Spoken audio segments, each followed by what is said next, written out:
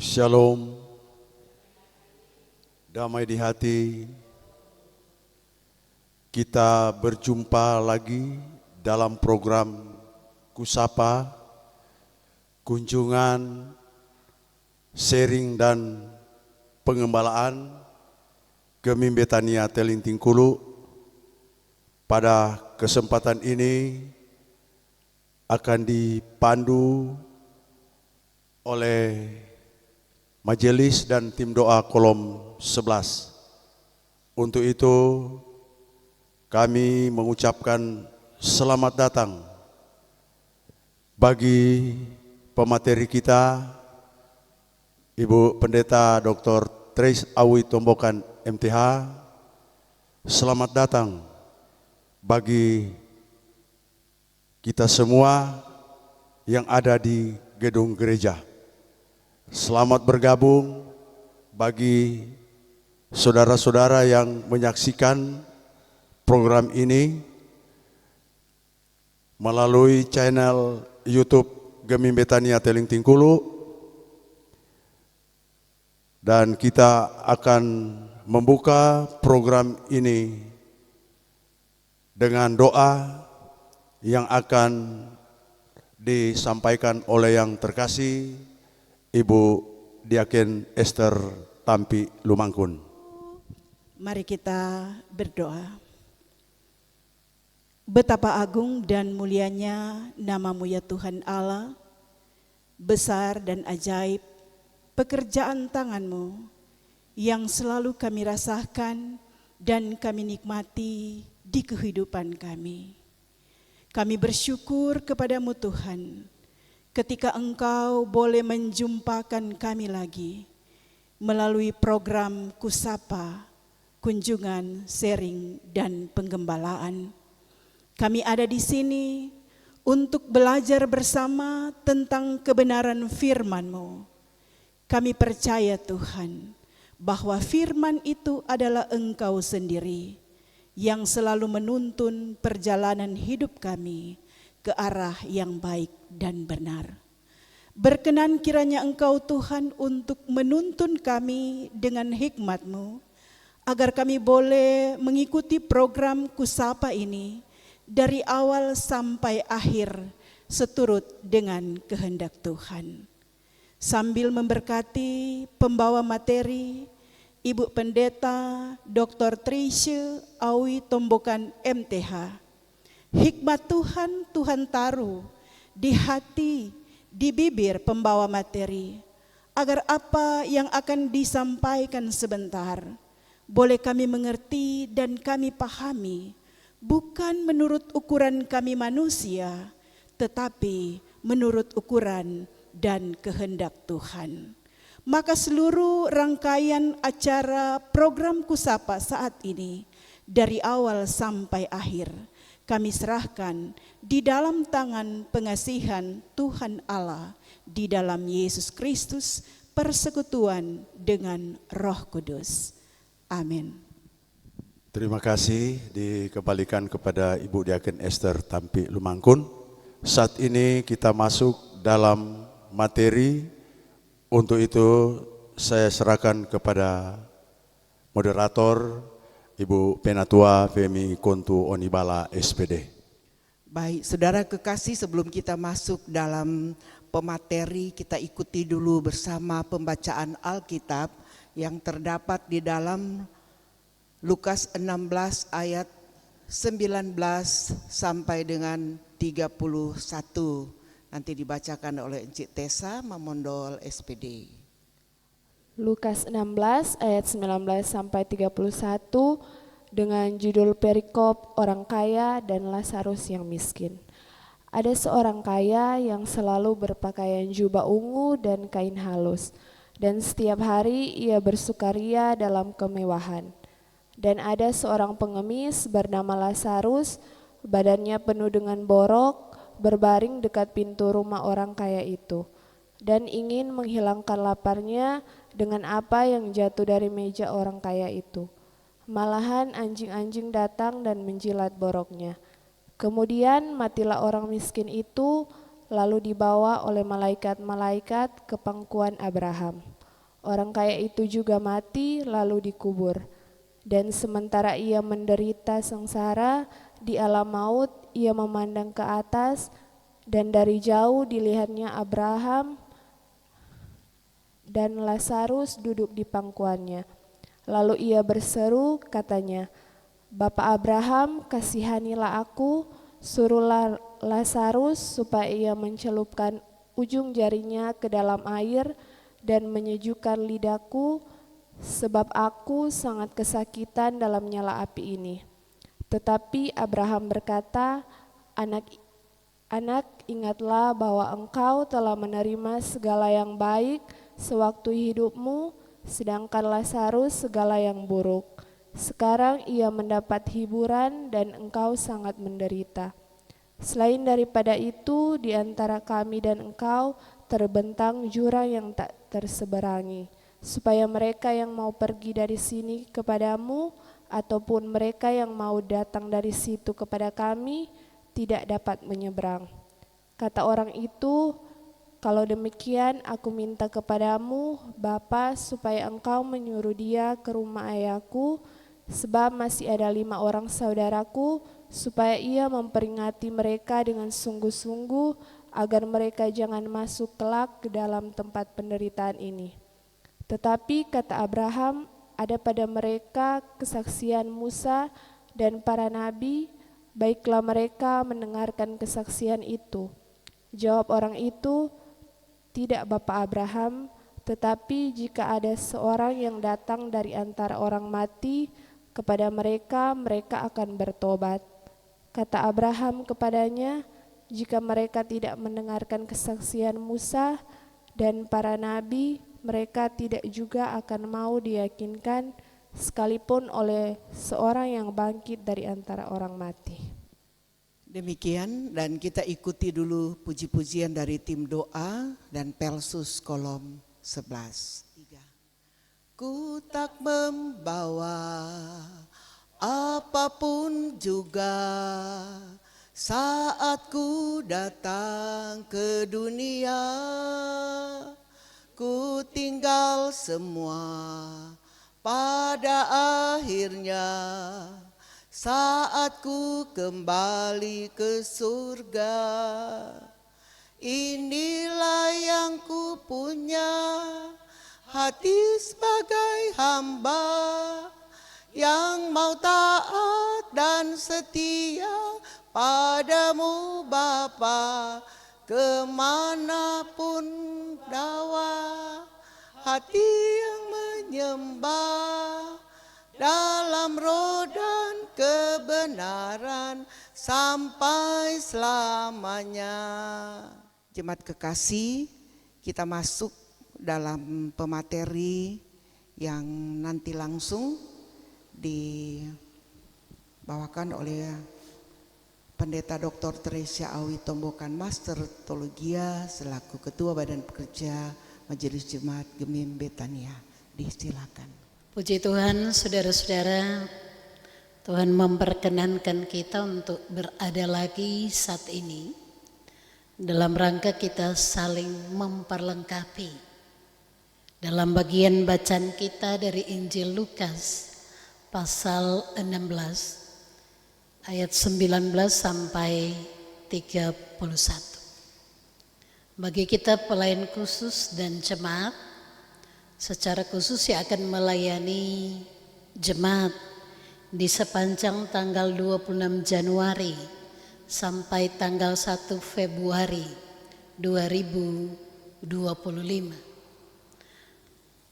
Maka percakapan kita ini dirasa sangat penting, sangat perlu. Karena kita hendak mempersiapkan makanan rohani. Tuntunan firman, apa yang harus dilakukan oleh jemaat dalam kehidupannya. Karena itu Gereja Masa Injili di Minahasa mengambil tema saat hidup berdiakonial. Saat hidup berdiakonial. Mari kita melihat pengertian dari tema ini. Yang pertama, apa arti saat? Saat itu menggambarkan waktu yang pendek sekali. Waktu yang sangat singkat. Satu masa atau waktu yang tertentu. Ini mengingatkan kita bahwa kita hidup hanya sebentar. Hanya sekali. Sehingga dikatakan bahwa hidup manusia seperti rumput yang bertumbuh dan berbunga. Kemudian akan kisut dan layu. Atau juga seperti embun yang pagi hari itu kelihatan. Tetapi ketika ada matahari hilang lenyap. Singkatnya masa hidup kita. Kemudian mari kita melihat apa kata hidup menurut bahasa Yunani. Ada 3 yang digambarkan tentang hidup. Yang pertama hidup yang disebut dengan bios. Atau hidup secara fisik. Dalam pelajaran di sekolah kita diingatkan tentang mata pelajaran biologi yang menggambarkan kehidupan secara fisik. Yang kedua adalah dalam bahasa Yunani dikatakan psyche atau secara psikologis dikatakan jiwa dan nyawa. Itu menggambarkan tentang emosi, tentang perasaan, kehendak, dan juga pemikiran manusia. Yang berikutnya ini yang dikatakan dalam bahasa Yunani yang disebut su. Di tulisan soe. Bukan berarti itu orang pehidup soe, so. Tetapi ini menggambarkan hidup dalam arti rohani, hidup dalam iman, hidup di dalam Tuhan. Dan kehidupan yang seperti ini yang menjadi sasaran kita. Kita tidak hanya sekedar hidup secara biologis, kita juga tidak hanya sekedar mengekspresikan kehendak, pikiran, keinginan kita, tetapi hidup kita adalah hidup rohani. Hidup beriman kepada Tuhan. Jadi di hidup yang singkat ini, maka betul-betul kita menampakkan kehidupan ilahi dalam kesementaraan. Karena menurut Injil Yohanes juga bahwa hidup yang kekal dimulai dari masa kini. Yang berikutnya tentang diakonia. Diakonia berasal dari kata diakone yang berarti melayani. Orang yang melayani disebut diakonos. Diakonos yang agung menunjuk kepada Kristus yang mempersembahkan hidupnya bagi manusia. Diakonia memiliki atau dapat dibedakan dengan 3 hal. Yang pertama yang kita sebut dengan diakonia karitatif. Apa yang dimaksud dengan diakonia karitatif? Ketika kita memberi makan kepada orang yang lapar. Ketika kita memberikan bantuan bencana bagi mereka yang mengalami kebakaran, banjir, tanah longsor dan seterusnya. Itu yang kita katakan bantuan atau diakonia karitatif. Bentuk diakonia yang seperti ini juga akan memberikan ketergantungan. Dalam tanda kutip orang hanya berharap dan meminta untuk dibantu dan ditolong. Bentuk diakonia yang kedua adalah diakonia yang disebut diakonia reformatif. Seperti pelatihan, memberikan modal, dan juga pendidikan. Kalau secara spesifik kita mengatakan diakonia karitatif itu seperti memberi ikan, maka diakonia reformatif adalah seperti kita memberi kail atau pancing. sehingga mereka mampu mencari ikan sendiri. Yang berikutnya diakonia yang disebut diakonia transformatif. Ini dalam bentuk pemberdayaan kepada masyarakat supaya mengerti hak dan kewajibannya dan dapat membangun kehidupan. Antara lain seperti peduli terhadap lingkungan, menegakkan keadilan dan kebenaran. Jadi jangan kita membatasi diakonia dalam pengertian sempit seperti karitatif. Karena itu ketika kita hidup saat ini di waktu yang sangat singkat, berdiakonialah sesuai dengan anugerah pemberian Tuhan. Apakah kita mampu secara karitatif atau juga secara reformatif dan juga transformatif. Jadi setiap orang diberi tanggung jawab untuk membantu dan menopang orang lain. Yang berikutnya, kalau demikian apa alasan ketika kita memilih tema ini saat hidup berdiakonialah? Tentu alasan ini tidak lepas dari teks kita. Melalui teks ini kepada jemaat, kepada masyarakat, melalui narasi atau cerita kita dibimbing, diarahkan, dididik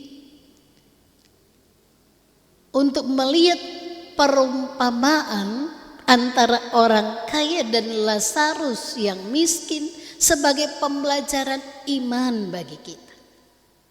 Bagaimana harus kita hidup. Tetapi juga tidak menutup kemungkinan bahwa cerita ini juga memberikan kritikan, memberikan masukan, memberikan teguran. Apa mungkin kita seperti orang kaya yang hanya hidup berfoya-foya, cuma memikirkan pakaian apa yang harus saya pakai, atau juga kemewahan pesta pora dalam kehidupan. Yang berikutnya, melalui perenungan ini, melalui tema ini, kepada kita diingatkan bahwa orang yang hidup sebagai orang percaya haruslah hidup sesuai firman Tuhan. Jangan hidup menurut kata hati apalagi kata orang. Tetapi hiduplah dalam ketaatan kepada orang, maksudnya kepada Tuhan. Karena itu adalah tanggung jawab kita bersama. Apalagi kalau kita diberikan talenta yang luar biasa, diberikan harta kepemilikan secara jasmani, maka kita juga harus memperhatikan orang-orang yang miskin dan lemah. Tidak hanya karena mereka mengalami bencana alam, atau tidak hanya kita memberikan bantuan di panti asuhan, panti werda dan lain sebagainya, tetapi membuka pintu hati kita terhadap kepedulian hidup bagi jemaat dan masyarakat di sekitar kita.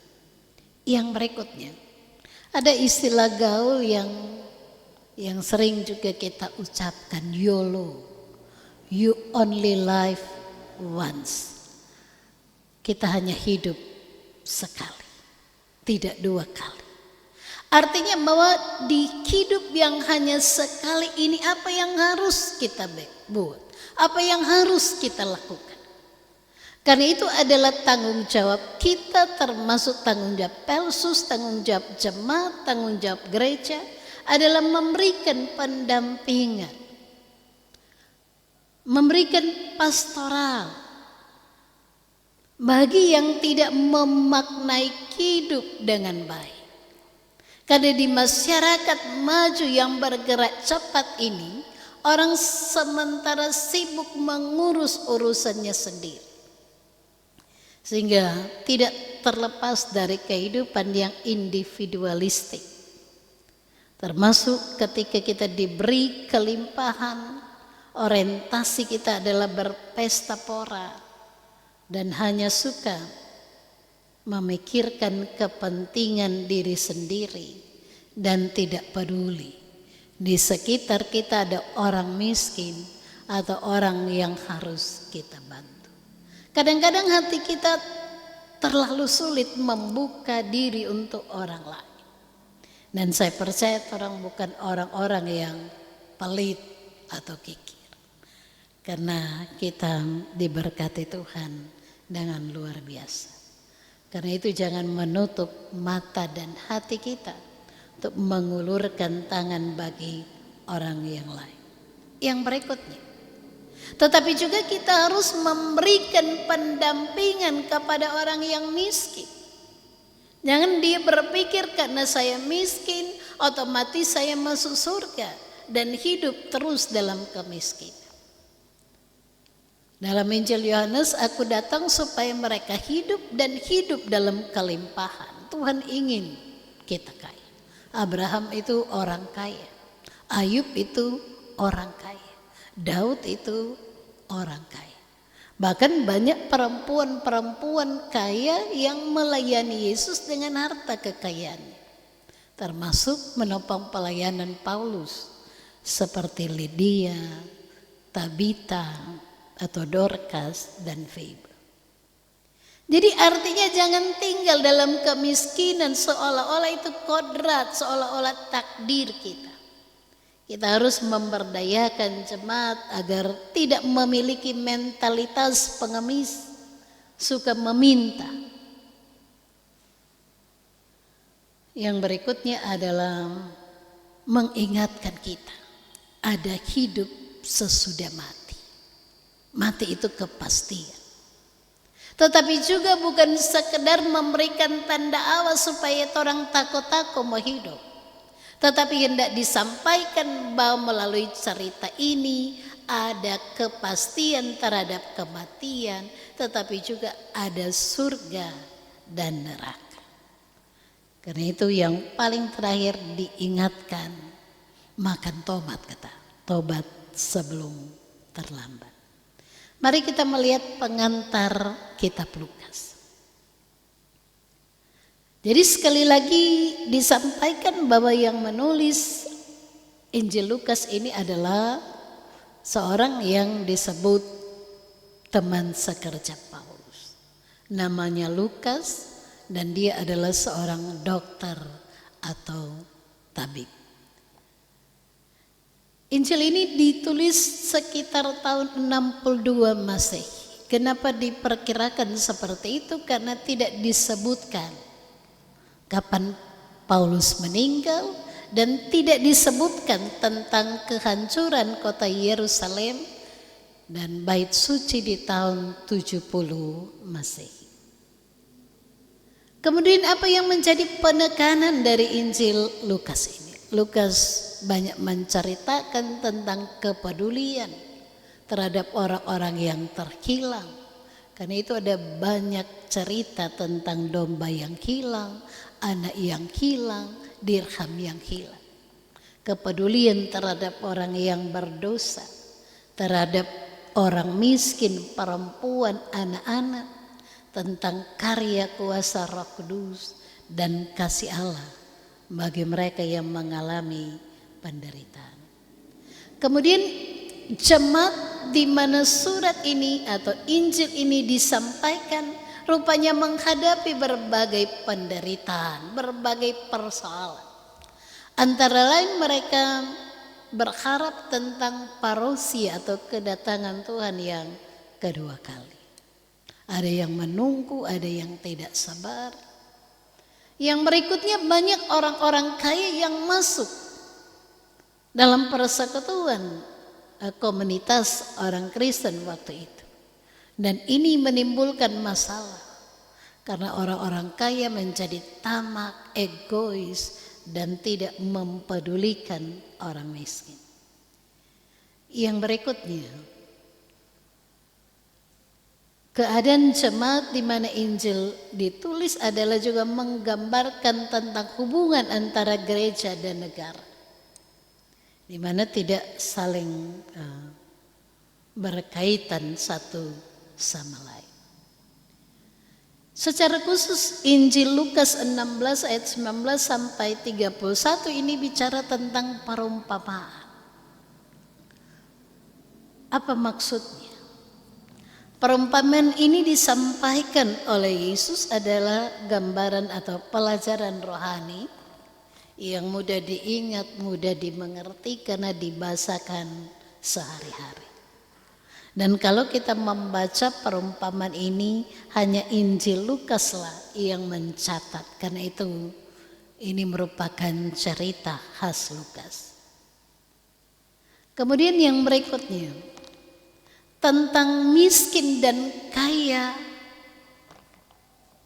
yang mau disampaikan dalam bagian Alkitab ini adalah bukan sesuatu yang salah.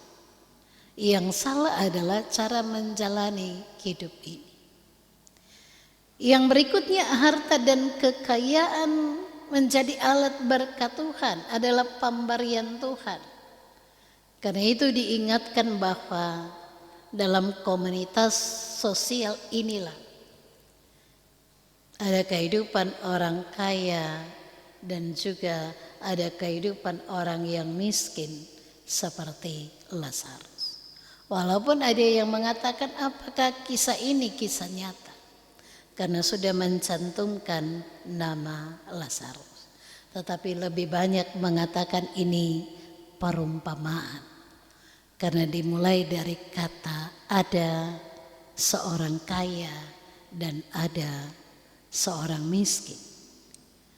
Yang berikutnya, mari kita membagi perikop ini dalam 4 pokok pikiran.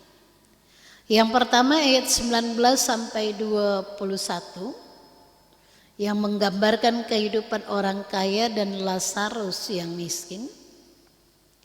Kemudian ayat 22 sampai 25 yang menceritakan bagaimana kematian itu suatu kepastian dan kita melihat ada reward dan punishment bagi orang miskin dan orang kaya.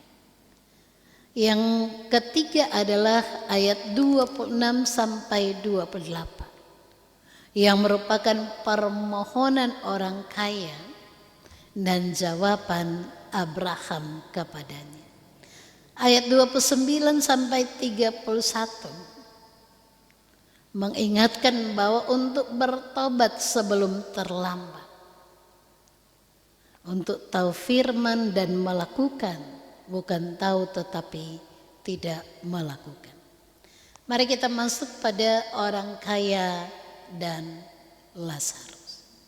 Saya katakan tadi bahwa perikop ini merupakan suatu perumpamaan, satu analogi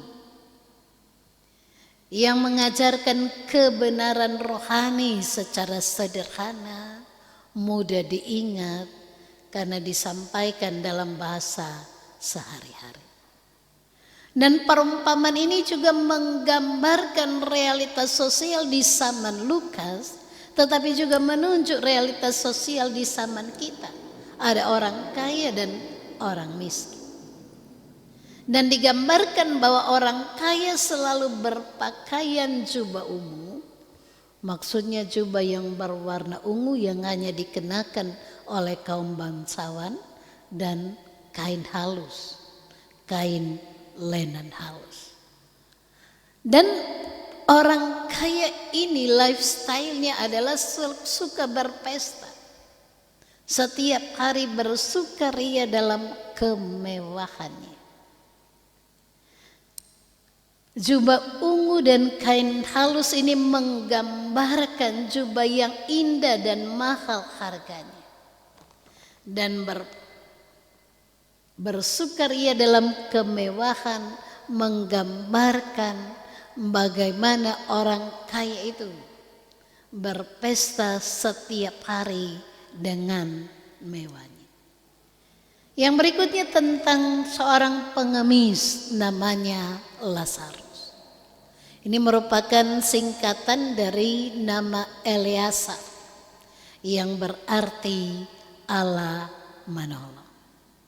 Lazarus ini adalah seorang miskin, Tubuhnya penuh dengan borok. Borok itu penyakit kulit yang bernanah, mengeluarkan bau busuk dan sulit disembuhkan.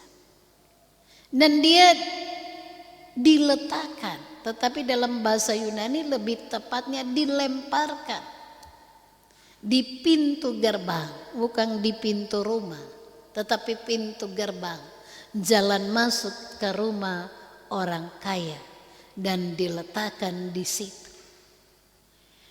Digambarkan secara spesifik bahwa dia lapar. Karena itu dia tidak berdaya, dia lemah sehingga dia tidak mampu mengusir anjing-anjing yang menjilat boroknya atau lukanya. Dan dia mengharapkan sisa-sisa makanan yang jatuh dari meja orang kaya itu. Atau mungkin dalam pengertian kita kan biasanya orang makan, di satu piring itu ada yang tertinggal. Sisa-sisa itulah yang diharapkan oleh Lazarus untuk memuaskan kelaparannya. Yang berikutnya, hidup sekali dan kematian itu kepastian. Jadi dikatakan orang miskin itu mati dan juga orang kaya itu mati. Tetapi ketika Lazarus mati ini yang menarik. Dia dibawa oleh malaikat-malaikat ke pangkuan Abraham. Artinya bahwa ke tempat yang mulia, ke tempat yang terhormat. Jadi saudara-saudara, mari kita lihat cara matinya atau bagaimana Lazarus mati. Ketika Lazarus mati atau orang miskin itu mati, dia dibawa oleh malaikat. Jadi ke pangkuan Abraham menggambarkan tempat yang mulia di sorga, tempat yang bahagia. Jadi kematian Lazarus ini dikaitkan dengan campur tangan malaikat Tuhan. Dan ini menggambarkan inilah kebahagiaan kematian Lazarus. Kemudian yang mari kita lihat perbedaannya. Orang kaya itu juga mati, kemudian dia dikubur. Tetapi dia menderita sengsara di dunia orang mati. Dalam bahasa Yunani dikatakan Hades. Yang kita juga katakan neraka. Dia sangat kesakitan dalam nyala api.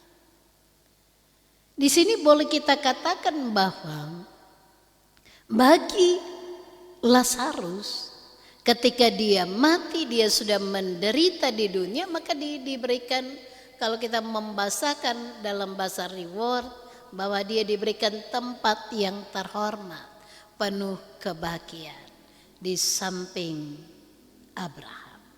Tetapi bagi orang kaya yang hanya hidup untuk dirinya sendiri, berpesta pora, tidak mempedulikan di depan rumahnya ada orang miskin yang kelaparan, maka dia menderita sengsara di alam maut.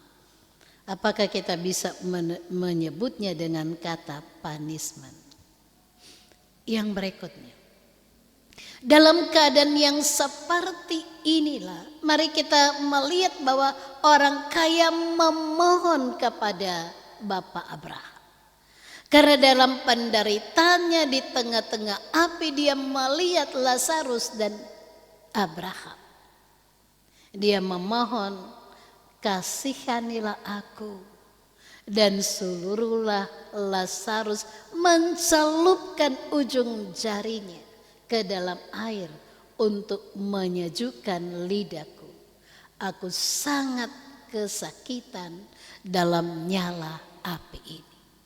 Penulis Injil Lukas menggambarkan secara real bahwa neraka itu ada, yang membuat orang sangat kesakitan dan menderita. Yang berikutnya apa jawaban Abraham? Anak. Kalau terjemahan baru edisi kedua dikatakan anakku.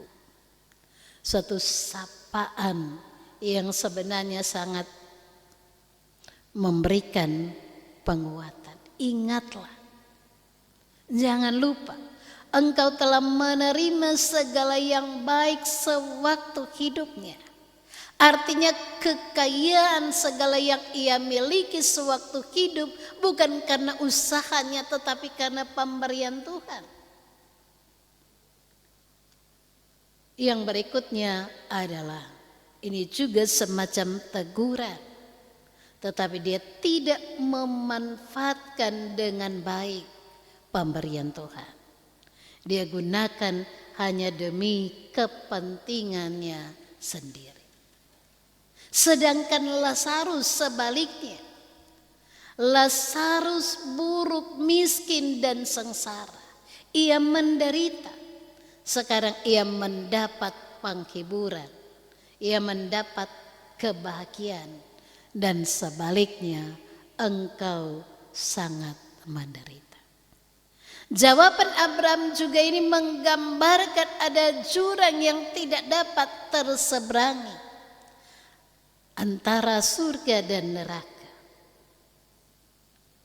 Ketika orang dalam hidup di dunia ini melevelkan dirinya berbeda dengan yang lain, membuat gap, jurang pemisah kehidupan orang kaya dan orang miskin, maka perlakuan yang ia lakukan di dunia ini juga akan dia alami dalam kehidupan sesudah ia mati. Kemudian permohonan yang berikutnya. Orang kaya ini dalam keadaan menderita juga memohon kalau boleh Lazarus yang bangkit dari antara orang mati akan pergi ke rumah ayahnya. Karena masih ada 5 orang saudaranya yang juga memiliki karakter cara hidup yang seperti dirinya. Dia tidak ingin kesalahannya, penderitaannya akan juga dialami oleh 5 saudaranya yang lain. Artinya walaupun dia dalam keadaan kesakitan seperti ini, dia masih peduli terhadap orang-orang yang hidup yang ada di dunia ini. Yang berikutnya, Abraham menjawab, ada pada mereka kesaksian Musa dan para nabi. Jika mereka mendengar, memperhatikan atau mematuhi apa yang tertulis dalam kitab itu. Walaupun jika ada orang yang datang dari antara orang mati, mereka tidak akan bertobat kalau mereka tidak mematuhi, mendengar untuk melakukan apa yang disampaikan oleh Musa dan para nabi. Jadi saudara-saudara yang dikasih Tuhan, ada tipe atau boleh kita gambarkan ini beberapa hal yang kita lihat dalam kehidupan orang Kristen ketika mendengar firman. Yang pertama, ada yang tahu firman, rajin ke gereja, rajin di kolom, tetapi tidak mau melakukan firman Tuhan. Yang kedua, mungkin juga ada seperti orang kaya ini, ada kemungkinan dia tidak tahu bahwa dia akan mati, ada neraka, ada surga.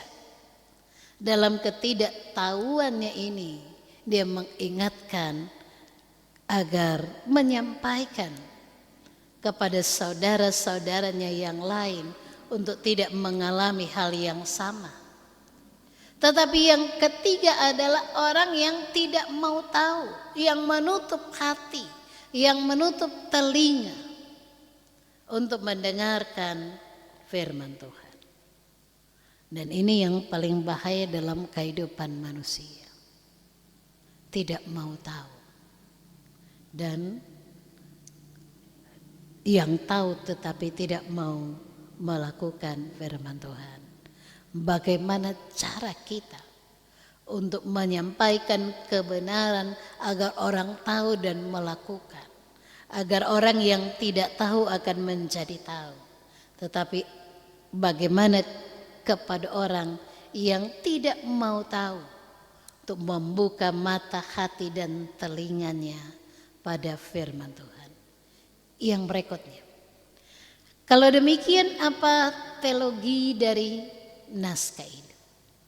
Yang pertama, kepada kita diingatkan hidup adalah kesempatan, seperti lagu yang sering kita nyanyikan. Hidup ini adalah kesempatan. Dan kesempatan itu menunjukkan kepada kesementaraan. Di waktu-waktu yang sementara dan terbatas ini, gunakanlah untuk kemuliaan nama Tuhan. Yang kedua, kekayaan adalah anugerah Tuhan. Tuhan yang memberikan itu kepada kita. Karena itu ketika kita diberkati, kita harus jadi berkat. Tetapi orang kaya juga bukan dosa. Orang kaya dipakai Tuhan untuk memberkati banyak orang. Tetapi apakah pemahaman seperti ini bahwa di balik kelimpahan kita, kita harus membuka pintu hati kita, mengulurkan tangan kita untuk membantu orang lain. Yang kaya membantu yang miskin, yang kuat membantu yang lemah, yang sehat membantu yang sakit. Tetapi sering cara pandang seperti ini belum kita laksanakan secara maksimal. Yang berikutnya, kalau mungkin kita mengalami kekurangan atau kemiskinan, bukan berarti kita hina, bukan berarti kita harus mengatakan ini takdir. Tetapi kita harus berjuang, bekerja keras untuk keluar dari kemiskinan kita.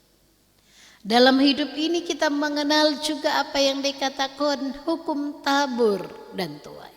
Apa yang kita tabur di dunia akan kita tuai sesudah kita mati. Kita berharap bahwa kita menabur kebaikan dan kita akan menuai upah yang ada di sorga. Yang berikutnya, bacaan ini juga mengingatkan kepada kita bahwa setiap orang pasti akan mati. Tetapi jangan cari-cari mati atau mematikan orang lain. Yang berikutnya, siapapun dia, waktu Tuhanlah yang memanggil dan menentukan kita untuk hidup ataupun mati. Kemudian kepada kita diingatkan ada surga dan neraka. Surga adalah tempat yang mulia dan neraka adalah tempat penghukuman. Dan kepada orang percaya diingatkan sepanjang kita dikaruniakan hidup, dengarkanlah dan taatilah firman Tuhan. Dengan membuka hati kita untuk terus melakukan kebaikan bagi orang lain. Jadilah orang yang murah hati dan suka menolong. Semasih ada kesempatan, mari bertobat sebelum terlambat. Yang berikutnya, ada pemahaman yang mengatakan begini. Apakah kehendak Tuhan orang miskin kemudian masuk surga dan menjadi kaya masuk neraka? Tetapi saya berharap bahwa kehendak Tuhan bagi kita bukan orang mesti harus jadi orang miskin kau masuk surga dan kita yang kaya akan masuk neraka. Tetapi kalau kita melihat bacaan dari sepanjang PL dan PB mengatakan bahwa Abraham masuk surga, Nuh masuk surga, artinya bahwa kita berharap orang juga kaya dan masuk surga. Karena itu mari kita juga melihat bagaimana orang kaya dipakai oleh Tuhan. Saya sudah menyampaikan tentang perempuan yang kaya yang melayani Yesus. Lydia seorang penjual kain ungu, Dorcas yang juga membantu para janda dan orang miskin, Febe, Priska, mereka adalah orang-orang yang kaya, tetapi membuka pintu hati mereka untuk menolong orang lain. Yang berikutnya, hidup yang harus kita jalani ini adalah hidup yang penuh dengan kemurahan hati. Jangan lagi egois, jangan hidup untuk diri sendiri. Di sekitar kita mungkin ada orang yang miskin, perlakukanlah mereka dengan baik. Ada tunawisma, ada orang-orang yang cacat mental, ada yang hopeless. Jangan nanti bantu mereka kalau nanti hari Natal, atau nanti bantu mereka kalau Minggu Sengsara, Jumat Agung dan Paskah. Bantulah mereka sepanjang mereka membutuhkan uluran tangan kita. Yang berikutnya, kalau demikian maka kekinian hidup kita sekarang akan menentukan apa yang akan kita terima pada kehidupan yang akan datang. Karena itu berbuatlah yang terbaik bagi Tuhan. Mari mengubah mindset kita, bahwa apa yang kita lakukan sekarang juga akan berdampak pada kehidupan yang akan datang. Terus berbuat kasih, terus menabur kebaikan kepada siapapun juga. Berdiakonialah semasih kita hidup, sebab hidup kita adalah diakonos, pelayan atau hamba Tuhan. Tuhan Yesus memberkati kita semua. Shalom.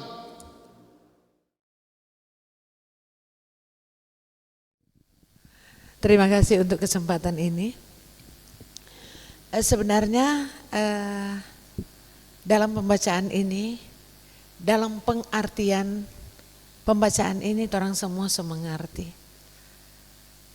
Terbesit dalam pikiran bahwa walaupun orang mengerti dalam pembacaan, orang tahu DP maksud, tetapi dalam pelaksanaan kehidupan ini sering nggak sesuai dengan itu. Jadi artinya begini, dulu waktu belum ada apa-apa, belum jadi banyak doi, belum jadi orang kaya, belum jadi pejabat, belum jadi penguasa, orang begitu rajin dalam peribadatan.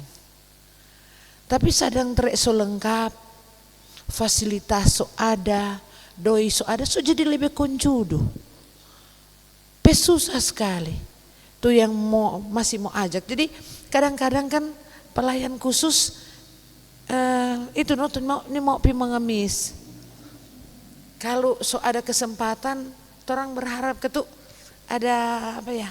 Ada dari hati yang datang untuk bilang, "Deng kita ya mau berdiakonia untuk ini mungkin ada bencana dalam hari raya Paskah, orang ada mau pergi di pelayanan diakonia ke panti asuhan." Artinya selalu mesti apa ya? Mesti ada pengumuman, selalu mesti ada ajakan dulu. Bukan dan dari hati yang betul-betul mau melayani. Nah, apakah memang itu so jadi tren di dunia modern saat ini?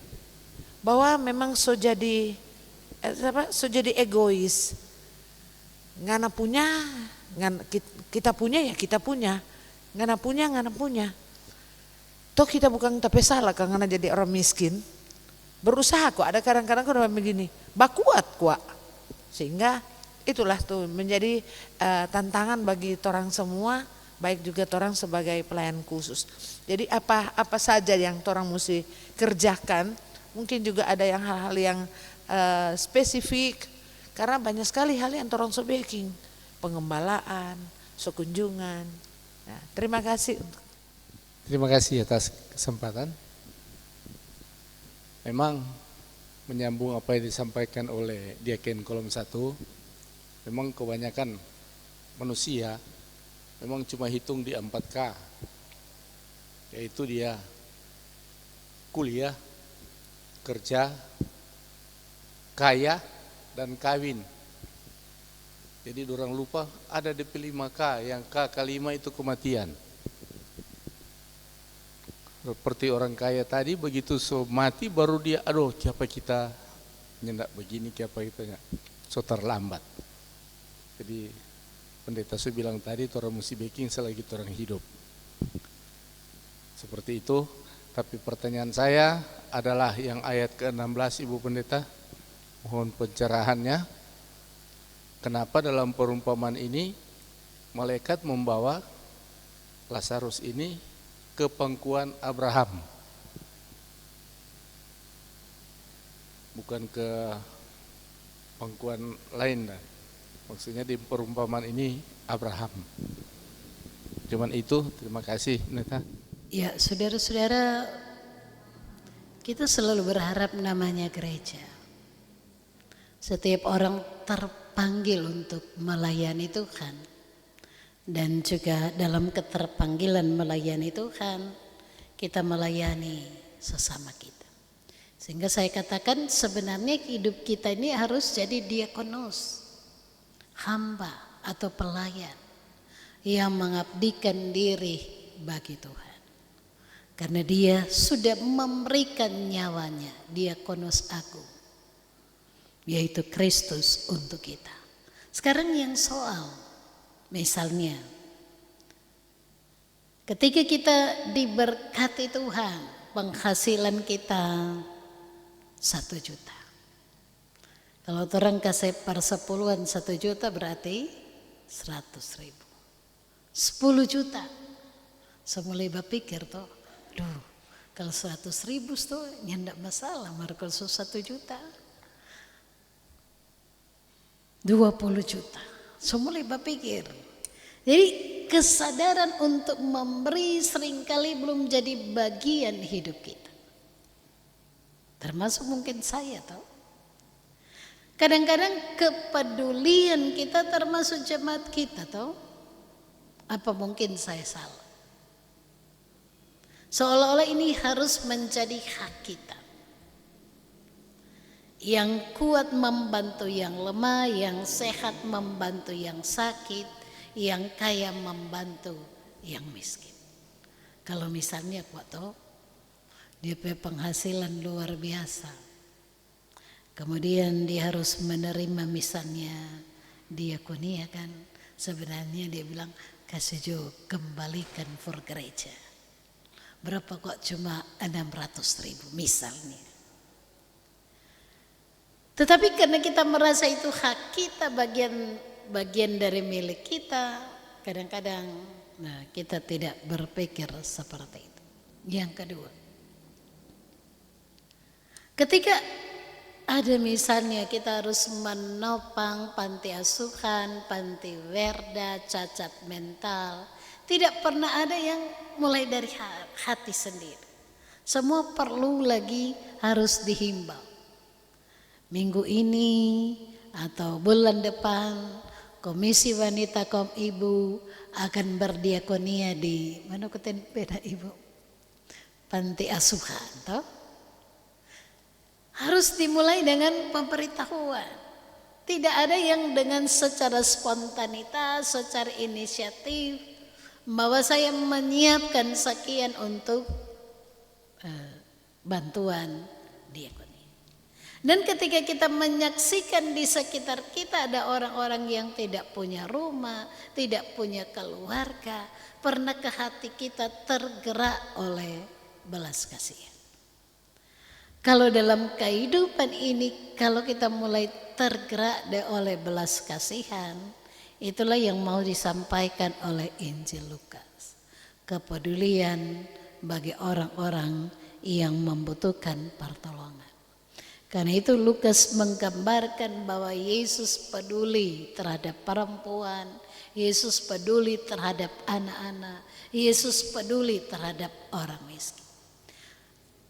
Dari 99 ekor domba, dia cari yang satu. yang sakit, yang terhilang, yang berdosa. Dari sekian banyak dirham dia cari sampai dirham itu ditemukan. Itulah kepedulian Allah bagi kita. Dan kiranya itu juga menjadi bagian untuk kepedulian kita bagi orang lain. Yang berikutnya, kenapa orang mati, orang miskin mati dibawa oleh malaikat ke pangkuan atau duduk di samping di tempat yang mulia bersama dengan Abraham.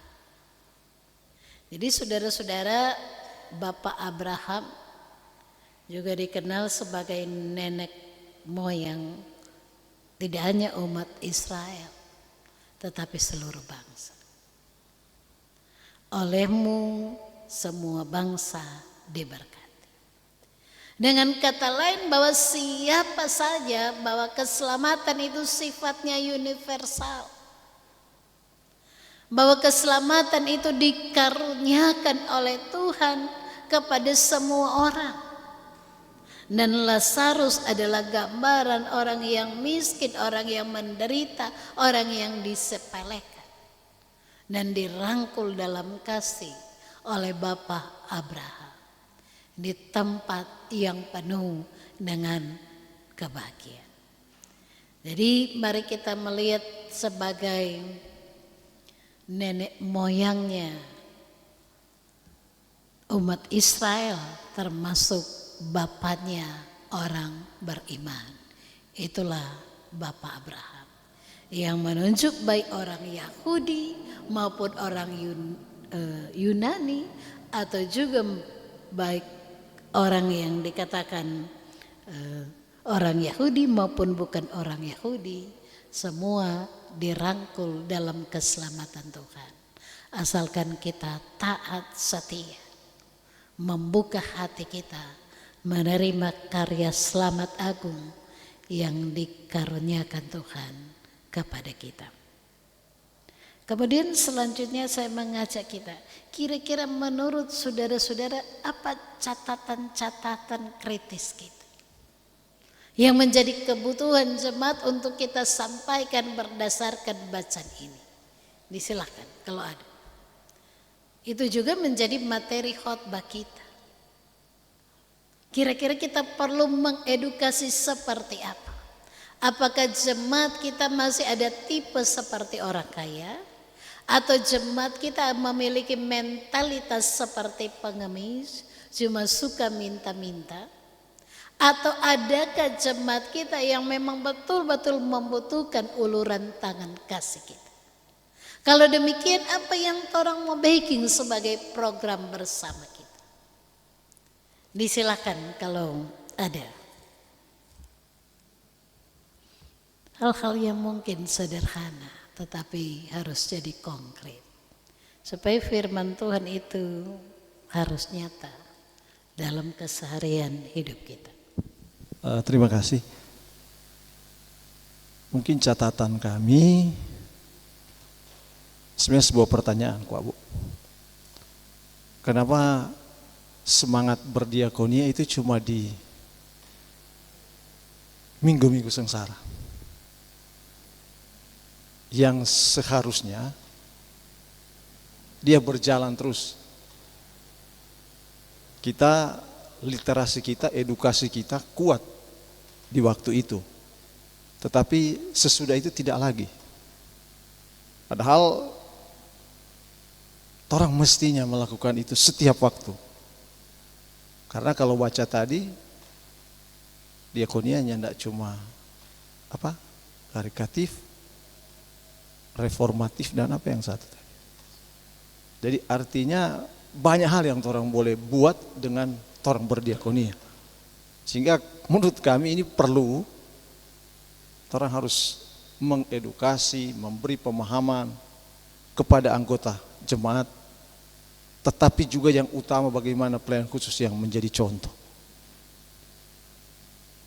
Supaya betul-betul orang yang melakukan diakonia itu. Nah, kemudian catatan lain, karena terkait dengan orang kaya, memang saya harus mengatakan Kadang-kadang orang so banyak kali jadi sombong, Bu. Orang kadang-kadang di media sosial itu, orang pemakanan luar biasa, orang statuskan. Ada banyak orang seperti itu. Tapi orang lupa ada banyak orang yang mungkin tidak makan dan tidak minum. Sehingga jujur kalau ada makan dengan istri, dia mau foto, kita marah. Tidak boleh seperti itu. Jadi artinya orang mesti ingat orang lain kan. Biar orang makan senang, jangan terlalu setunjung dah. Kalau orang bawa, luar biasa toh. Orang makan biapong, kong orang bawa apa orang susah itu. Harusnya begitu. Jangan orang foto, orang status, coba setunjung kong. Ya, seperti itu saudara. Kira-kira itu. Makasih Bu. Ya, saudara-saudara, ada mentalitas kita sekarang. Dan umumnya mentalitas kita adalah mentalitas menerima. Yang saya katakan tadi seperti pengemis. Orang sering memposisikan yang miskin kan masuk surga. Tetapi dalam bacaan kita bahwa kemiskinan itu harus diusahakan supaya orang semakin makmur, semakin sejahtera. Yang berikutnya adalah mentalitas memberi. Artinya berdiakonia. Ini ujung tombak pelayanan. Dan ujung tombak pelayanan ini harus betul-betul menjadi program gereja. Karena itu saya katakan primadona kita dalam kerja pelayanan itu pendidikan, kesehatan, apalagi? Pendidikan, kesehatan, toh? Makanya sekarang orang baking sekolah, baking rumah sakit. Itu yang sebenarnya akan masuk pada diakonia reformatif dan transformatif. Yang sekarang adalah ujung tombak pelayanan ini adalah diakonia. Bagaimana mengubah mindset inilah yang susah. Karena seperti tadi kan mindset kita kan adalah hedonis. Toh. Sebelum makan di restoran mesti foto dulu, bukan berdoa dulu. Apalagi kalau banyak DP makan. Dan misalnya juga tuh, ketika dibagi misalnya kepada kita, padahal tahu-tahu panitia cuma sedia 200 kotak, toh berarti cuma 200 orang makan. Mereka orang mesti ambil fortape anak dang, fortape suami dang, fortape sopir, padahal cuma dia tuh hadir. Jadi mentalitas seperti itu yang sering sudah paling makan mar babungkus le, kum babungkus le, kasih padogi di rumah. Padahal banyak orang kata nyandak dapat makanan. Kalau orang baking pesta sekarang, bukan cuma satu piring tuh mesti sedia toh. Satu orang lain kali 3 piring. 1 piring buah, 1 piring cookies, 1 piring makanan toh. Jadi kalau undang 100 orang mesti 300 piring. Bagaimana itu Melan? Jadi sebelum dorang makan, dorang saya ambil dulu. Ini dang tape buah, sudah piring sendiri. Ini dang tape cookies, sudah kita makan. Jadi belum baru makan. Jadi mengubah cara-cara seperti ini juga tidak mudah.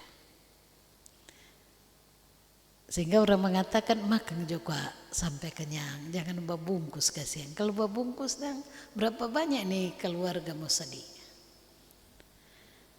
Jadi bagaimana mempolahkan hidup untuk memberi perhatian kepada orang lain juga harus kita gumuli bersama.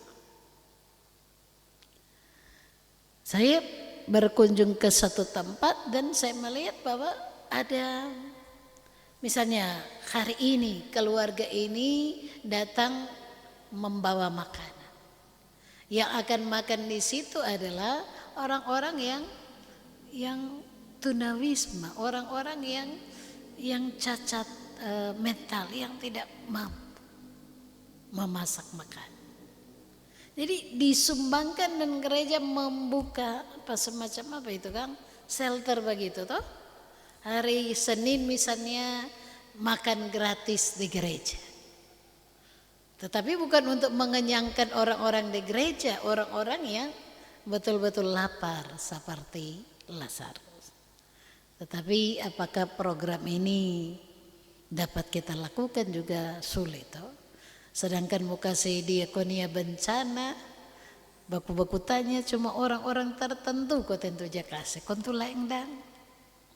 Padahal saya membuka apa itu tanggal 21 Januari ini orang menerima sumbangan koten tahun 2021, 4 tahun lalu. Karena itu kita yang sudah banyak menerima, marilah kita juga banyak memberi.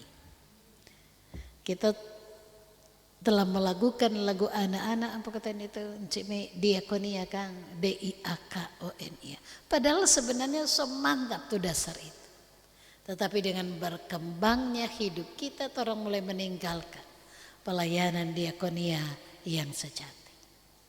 Sehingga diakonia seringkali dari torang ke torang dan bukan dari torang kepada yang lain.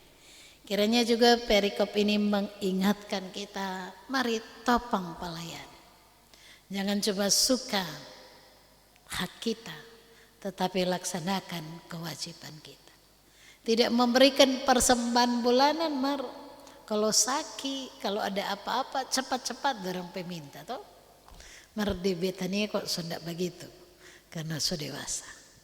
Baik, luar biasa pemateri. Bahkan kita semua yang hadir sudah berdiskusi dan tanya jawab serta memberi kesaksian. Dan tentu Tuhan Yesus yang adalah sumber segala berkat memampukan kita untuk melaksanakan tugas kerja pelayanan dimanapun Tuhan utus pergi dan berada. Baik di kolom, di jemaat dan di keluarga kita. Sekali lagi terima kasih untuk semua partisipasinya, Tuhan memberkati. Diserahkan kepada MC. Kita akan menutup rangkaian kegiatan di saat ini untuk doa tutup nantinya akan disampaikan oleh yang kekasih Ibu Joyce Tumiwan. Dipersilakan. Mari kita berdoa. Terpuji Engkau Tuhan yang sungguh luar biasa menuntun kegiatan Kusapa sehingga boleh berjalan dengan segala baik.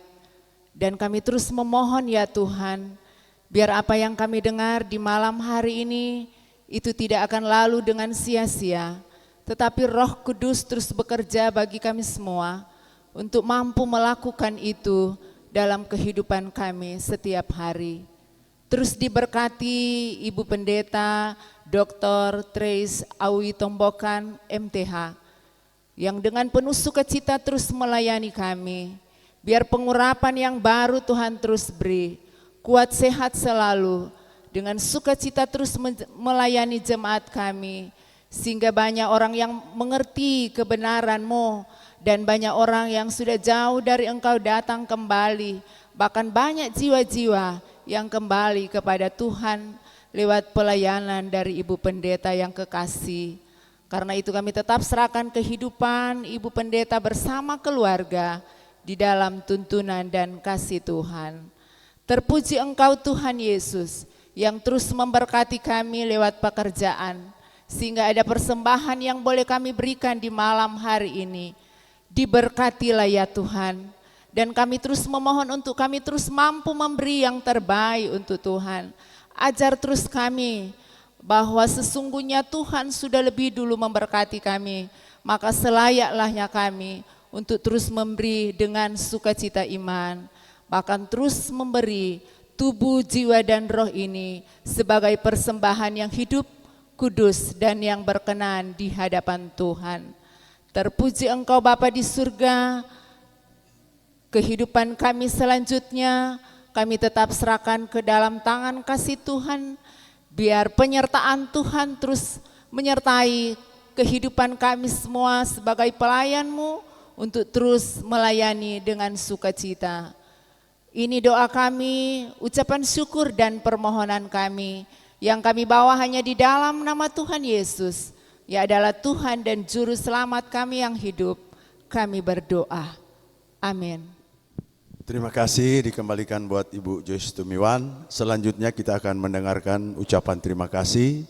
Nantinya akan disampaikan oleh yang terkasih Ibu Melan Koago. Demikianlah program Kusapa kita di saat ini. Dan tentunya atas nama kolom pelaksana, Pelsus dan tim doa Jemaat kolom 11 menyampaikan banyak terima kasih. Yang pertama bagi pembawa materi Ibu Pendeta Dr. Tresia Awi Tombokan MTH, bahkan kita semua yang sudah bertugas, bahkan yang sudah hadir di saat ini, disampaikan terima kasih. Sampai jumpa lagi dalam program Kusapa selanjutnya. Terima kasih.